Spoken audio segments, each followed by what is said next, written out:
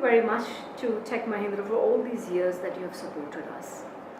Because this is a classical example of inclusive development where the Tech Mahindra Foundation's support to an organization like the Spastic Society of Tamil Nadu enables us to provide services where there are needs.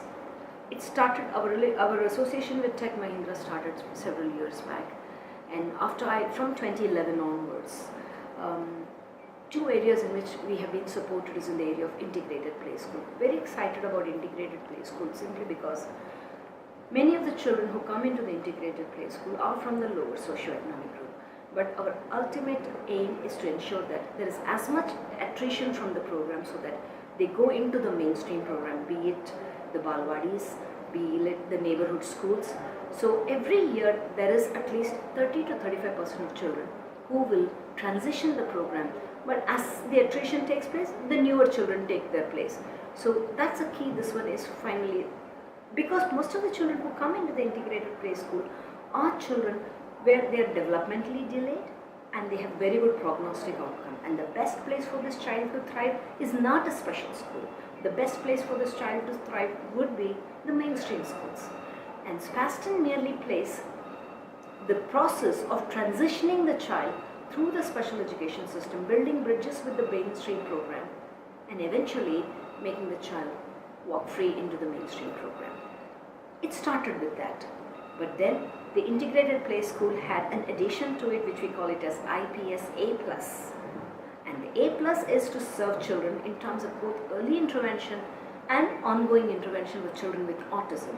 This was a program that was waiting to be really tapped upon because there was a need, but we were constrained because we don't have the financial resources to take up something. Because I can start things, SPASTN can start things, will we be able to sustain it over a period of time? Yes, even when we partner with any kind of a Tech Mahindra Foundation or any organization, yes, sustainability is something we look into.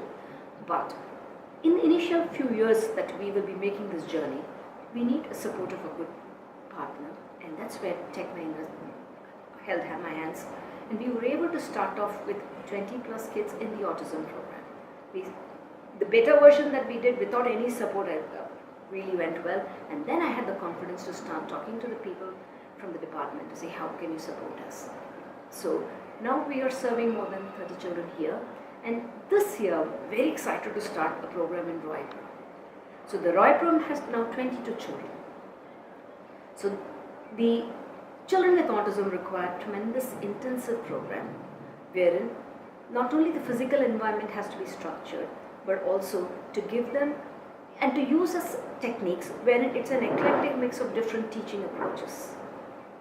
And in order to have good outcomes, it is important for us to have a smaller ratio of teacher to the student. So it's about, say, in a class we have 10 kids, we need to have 2 teachers. The key to making this program succeed is a tremendous amount of backroom work a teacher has to prepare before she actually walks into the classroom. She cannot come and say, okay, today I'm going to take English. It doesn't work that way for these children. She has to, every child who comes into the classroom, he has to have the clarity. I come into the classroom, what is the first thing that I'm going to do? Once I'm done, where do I go next?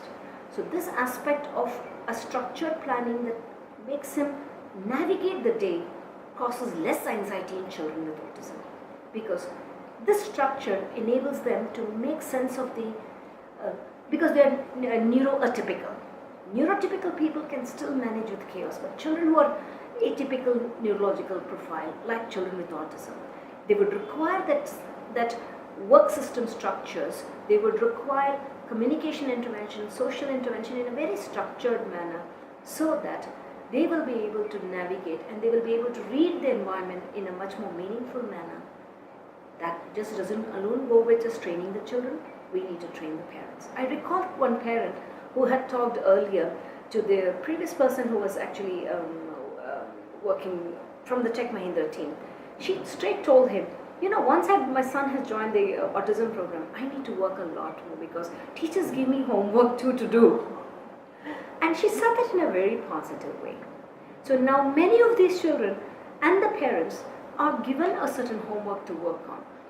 In the aspect of activities of daily living, be it self-care, dressing, be it feeding, we monitor every aspect of the child's nutritional intake, because children with autism sometimes can have very typical sensory food preferences. They would be just taking one grade of food or one type of food all the time, which may not be very nutritionally balanced. You could have a child who merely loves the crunchiness of a Crispies, and you would agree with me, just having Crispies is not going to give him the nutritional intake. So in that kind of a scenario, we sit down with a dietitian, we sit down with the parent, and we also, given our wisdom over the years that we have learnt our body of knowledge working with these children, we counsel the parents and gradually introduce a certain variety in his food diet. Children with autism just doesn't require just the educational part of it. They require an intensive sensory integration program.